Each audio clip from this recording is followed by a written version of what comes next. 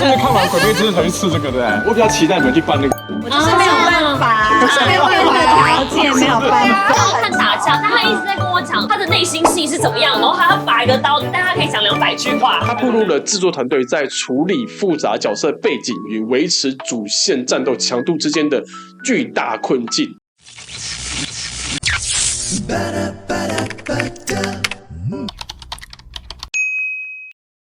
妹子看电影，越看越上瘾。数字开启，什么东西？什么啦？怎么可以那么幼稚？你们看不出来吗？有吗？有看出来吗？唯一的共同点就是他们手臂都有3条线。对，这什么意思？你这样子听就知道是谁了吗？加选500吧你。我那时候就是看完《鬼灭之刃》才去吃这个的。不可能！没有下班好吗？又在骗人！对不了你不要侮辱我的偶像。这么帅！我刚刚很认真，哎，我今天要看什么呢？《鬼灭之刃》居然抢得到票！你们有看过什么章节吗？能追的都追了，都追的，每一个都看了动画能追都真的追。假的？我最有印象的是刀匠村篇，还有那个锅油还油锅，都有油锅吗？油锅是天柱吧？什么啦？这个真的很难记啊！哇，我只记得无限列车而已。那个很久了耶，无限列车也是真的很好看，这印象深刻。算是第2个出的，对，列车好像已经5年。对啊，有5年了，差不多。疫情期间呢，创纪录的。我想问一下，你们最喜欢什么角色呢？最喜欢的角色，我喜欢偷看一下，谁义友吗？那个喜欢水柱话比较少的都。对，我喜欢高冷。我的话有分鬼跟柱，鬼的话我喜欢蚁窝座，是，然后柱的话应该是。恭喜妈妈看考虑那么久。大哥好了，大哥吗？哦，大哥，原著。嗓门大的是吧？好吃。他喜欢 man 一点的，美一点的。没有。教你呢喜欢哪一个？我在想如果以颜值来说的话，我感觉我比较喜欢那个谁啊，石头。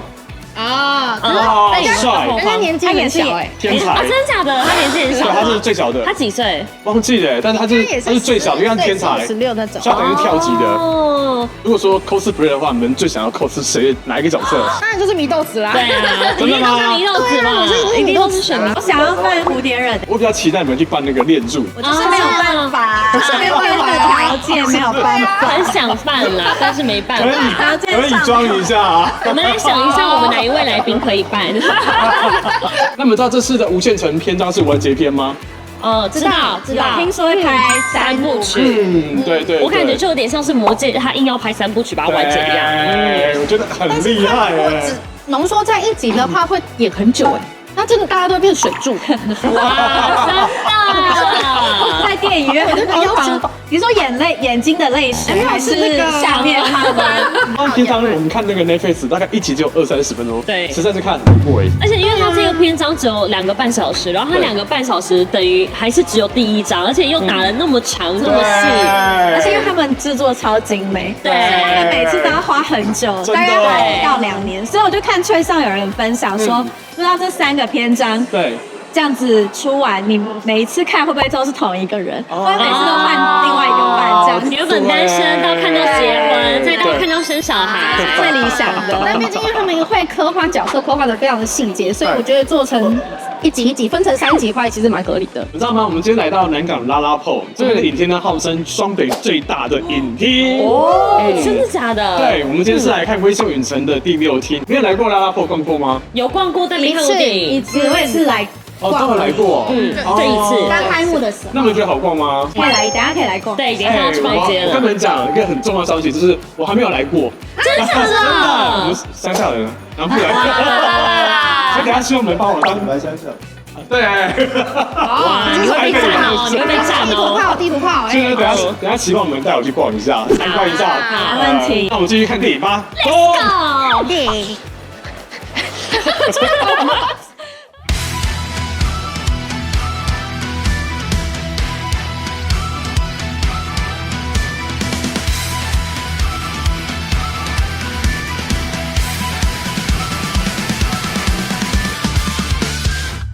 各位热爱《鬼灭之刃》剑士们，今天这集将是见证历史的时刻。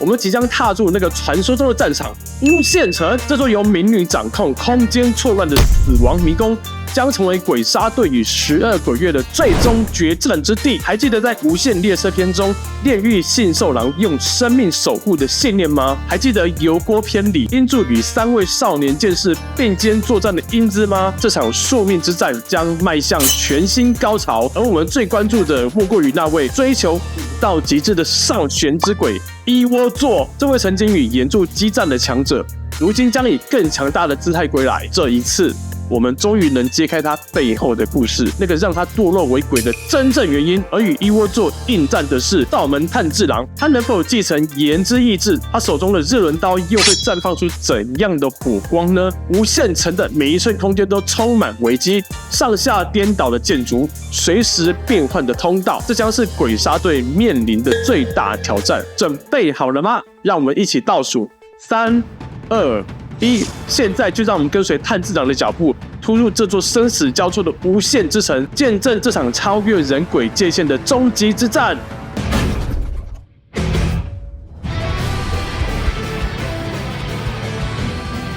さあ始めようか。宴の時間だ。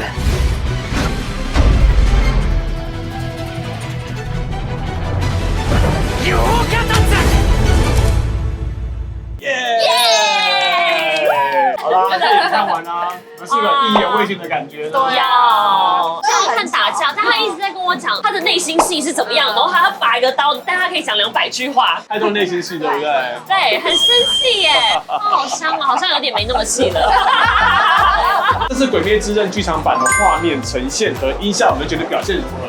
我给过我觉得画面精美程度我给过，就是确实有比动画再更精细一些，对，更流畅。尤其是我觉得，其实关于无限城这个动画，应该就非常难画了。真的，真的，没错。你讲这个很重。对，所以其实，在他们每一个画面，假如说他们是2个人在对谈，但我的眼光会开始瞄他四周每一个画的细节。对，因为有些人可能会偷懒，旁边就没有画好。对，他连那个脸部的光影都有做到。对，真的。你刚刚一点给那个小西讲啊，对，小西，那你觉得呢？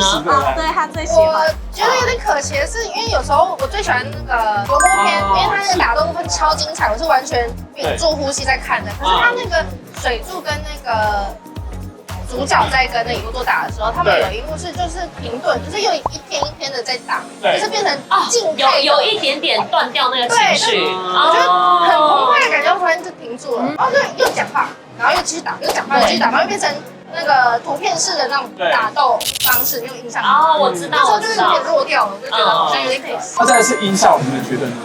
我有一幕很印象深刻的是，他把那个刀刃拔出来，然后有那个刀刃的声音，是那个声音我觉得那一声超好听。因为我二刷嘛，我第一次其实可能忙着哭，所以我没有真的很忙，没有听到那些声音。然后第二次我刚就听到那个声音，只是他有些东西刻画的声音是真的很细，很厉害。没错。那我会觉得的话是他们在回忆跟故人之间的一些情感的交流，那边的音效吹得很大力，对。然后我就想说，天哪，是不是要逼哭谁？我尤其是那个，我觉得就是那个善意看到他爷爷的时候，说我以你为骄傲，然后那个背景音乐突然就砰，然后那个表情那个音乐啊，忍不住。通常那个音乐来的点，对，唯一哭的点。通常那个音乐来的时候，我就看你俩。我就会觉得旁边怎么一直在看头。今天看电影的时候，大家一直在看我，一直关注我。剧场版中哪段画面让你印象深刻呢？我觉得蝴蝶忍他们最后奋力一击插上去他脖子那边很精彩。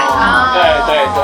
我觉得一切都已经就是好像要分出胜负了，然后他最后一击，然后到最后面就是他的继子跑出来，对，然后大喊一声师傅，他在那个 moment 还可以比划了一下手势，让他知道现在的状况。我觉得这细节刻画的蛮好的。是。我最喜欢的是一窝座的剧情，我现在完全是鬼一窝座粉。什么？一窝座粉？鬼的小他是迷因为他是真的蛮帅的。对，我觉得他就是他靠自己的手跟人家打架，因为他很讨厌从背后就是偷来的，对，因为他最爱的人就是这样子死掉了。然后我觉得这个剧情跟他的人物设定的非常好，然后就导致这一段他的戏份很重。像他也是第2个主角啊，这一集。好，再来是印象深的，其实我比较印象深的应该是善意的吧，善意跟他爷爷的事。对我也是因为其实我前面都知道，但是我看到那个漫画就是那个爷爷的表情。因为一开始那时候看，因为单纯漫画就没有那个动态感，然后就没有什么感觉。可是他那时候照到那个爷爷说：“我以你为荣，你是我的骄傲。”我的天哪！影片中有不喜欢或觉得可以加强的部分吗？我就觉得像是我刚刚说的，他明明打斗到很好，就突然变成一个图片一个图片，跟太多分层，一下介绍角色，一下又在打斗。对，就想要一次呈现、一次进去的感觉。对。因为我不喜欢一直看那个连续，比如说打斗，然后一直打斗的话，我会觉得视觉很疲乏。对，好，我会觉得适度的话，对，我觉得它就是中间穿插剧情，然后你再回来看他打斗，你就觉得他不只是在打斗，他其实是他内心是有故事的。所以我是蛮喜欢他这个安排。我觉得我不喜欢的点应该是炭治郎讲话讲太多了，太啰嗦了。对他有一点点太多，因为我觉得如果你今天要拔一个刀，你要准备杀人，你讲50句话，我觉得 OK 理解。但你讲到了250句话，我就觉得 OK。是。那我有印象 Calm down，我有印象，那个时候他不是难得从那个羽窝座背后，他要偷袭，然后他就突然说我要砍到你的脖子，然后那个水柱一有就说你看知道公平讲出来了，因为我真的是笨大笑。制作公司因为无限城篇章砸重金增加设备跟人力啊，导致一度面临破产。你们知道如果以原本的规模制作的话，完工时长会多长吗？5年。3部曲是。3部曲加在一起啊，3部曲我觉得要8年呢。我觉得至少也要8到10年。哇，对不对？差不多。小孩都长大。对啊。完成1部大概要3年了，3部下来差不多是快10年。因为他们真的这一部真的是倾尽了全力去制作，对，所以就他们也有导演，他们也有讲说是差一点完成不了的这部片。对，公司都快破产了。对，他们为了这个特别去加强设备，最难做是什么？你知道吗？无限城。你怎么知道？它是里面最难的动画了。场景设定太复杂。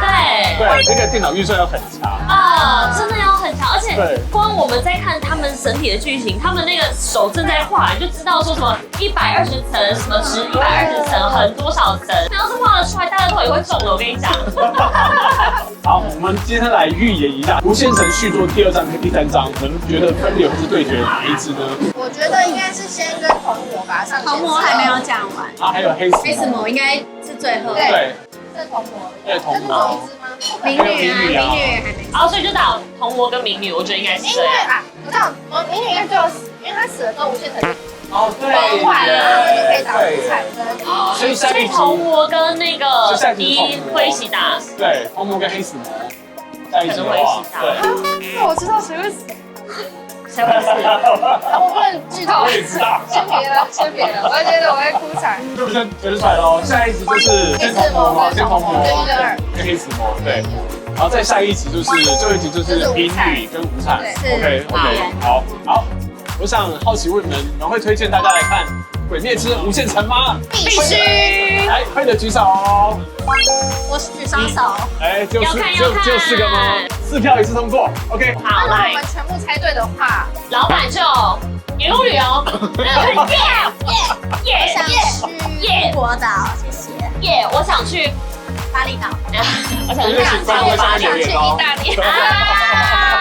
我这边来做一个简单的总结哦。我们这次看《鬼灭之刃》无限城篇第1章一窝座在袭，音效表现非常的好，特别是音效的包围感，会令人以为是旁边的人在走动，或是小声说话。后来才发现都是影片里面声音的细节包围在我们周围。可惜呢，拉拉破的影厅没有表现出音效的那种移动感啊，跟低频的震撼感。铁丝季的无限列车在自己家播放的时候啊，岩柱在横劈的时候会有大刀形体在空间中移动的感受，表示鬼灭之刃在无限列车的时候就已经做到声音的那种移动感。但是在拉拉破呢，我们这边没有听到那种移动感。无限城篇无疑是动画电影的一座里程碑，然而当耀眼的视效光环消退，叙事结构的裂痕便无可避免的浮现当原作中庞大如史诗的无限城战役压缩进一部电影的框架，其最显著的代价莫过于对角色深刻刻画以及战斗场面的牺牲。这点在最终决战忽快忽慢的节奏尤为明显，成了电影节奏失衡的重灾区。一窝座在原作中拥有堪称壮烈的完整人物弧光，它与恋雪之间跨越100年的悲恋。这条叙事线不仅情感浓度极高，其层层递进的转折与内心挣扎本身就需要相当的篇幅去铺陈和发酵。问题在于这条叙事线的完整性，对于一部需要兼顾众多角色与战斗的电影而言，实在过于沉重和漫长。然而，当 ufotable 试图将一窝座这位人气反派的悲剧史诗原汁原味塞进激烈的决战中时，电影的节奏却经历了一场灾难性的心脏病发作。这场本应是情绪巅峰的对决，却完美诠释了何谓忽快忽慢的节奏失控，足以让部分观众在情绪的断崖边陷入迷茫。问题核心在于，电影试图同时做2件本质冲突的事，同时要呈现一场高强度、分秒必争的生死决斗，又强行插播一段需要沉浸酝酿的100年悲恋回忆录。想象一下，当一窝座的拳风撕裂空气，炭治郎的刀刃并出火星，观众肾上腺素飙升之际啊，画面突然被拉进缓慢飘落的樱花，恋雪苍白的微笑，这种硬生生的情绪及刹车。更致命的是，这条回忆线为了承载足够的情感重量，篇幅绝不算短。当观众好不容易在慢节奏中酝酿出一丝对一窝座悲剧的共情，画面又猛地被拉回火光四溅、吼声震天的战场。这种反复横跳的叙事，粗暴地撕裂了观众的情绪连贯性大脑不断被迫当下生死搏杀与过往悲剧沉淀2种截然不同的频道间强制切换，疲惫感与断裂感油然而生。一窝座最终的觉悟与自我了断，本该是情感和暴击的高潮，却因前期情绪铺垫被切得支离破碎，冲击力大打折扣。对于非原作党，这种跳跃可能更突兀难解，而即使熟悉故事，这种强行灌酒式的煽情也容易引发疲劳甚至尴尬。叙事节奏的失衡更为明显，影片被切割为泾渭分明的战斗展览馆，一场场精心设计的对决接踵而至，期间仅以最简洁的过场勉强粘合，文戏沦为战斗狂潮中零星脆弱的孤岛。它暴露了制作团队在处理复杂角色背景与维持主线战斗强度之间的巨大困境，都让这部作品注定背负了褒贬不一的烙印对于死忠粉丝而言，能在剧目中亲历那些刻骨铭心的史诗对决已然值回票价。但对于追求完整、深度叙事的体验观众这部电影的遗憾或许与它的光芒同样耀眼那我们今天电影分享到这边，感谢大家收看。如果呢你对《鬼灭之刃》有什么心得和想法，欢迎下方留言。如果喜欢我们的影片，也不要忘记记得按赞、订阅、开启小铃铛。如果看是不是如下面留言了？